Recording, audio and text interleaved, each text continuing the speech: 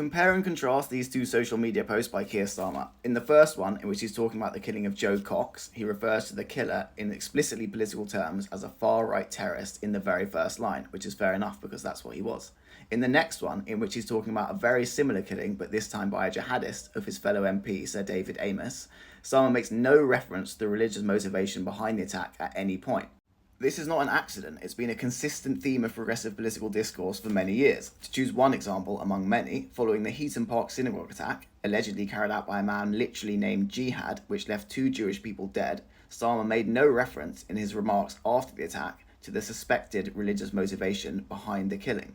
Starmer is by no means the only person guilty of this, obviously. To choose another example, Sadiq Khan, the Mayor of London, refers at every opportunity to the far-right extremism, far-right terrorism, the far-right threat, and so on, but avoids mention, as far as he possibly can, of Islamic terrorism, jihadism, Islamism, or similar terms, despite the fact that jihadism and jihadist-related attacks have claimed far more lives of Londoners during his tenure as mayor than far-right attacks have.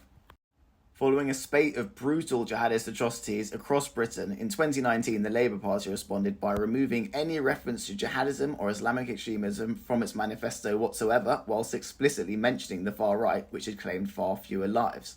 Following the Manchester Arena bombing, which killed 22 people, Andy Burnham, who was then the Mayor of Manchester and who may well become the next Prime Minister, said that the attackers were not Muslim, in other words, he outright denied reality. Theresa May stood up in the House of Parliament following a massive brutal jihadist attack and said that the attack had nothing to do with Islam, again, just denying basic reality.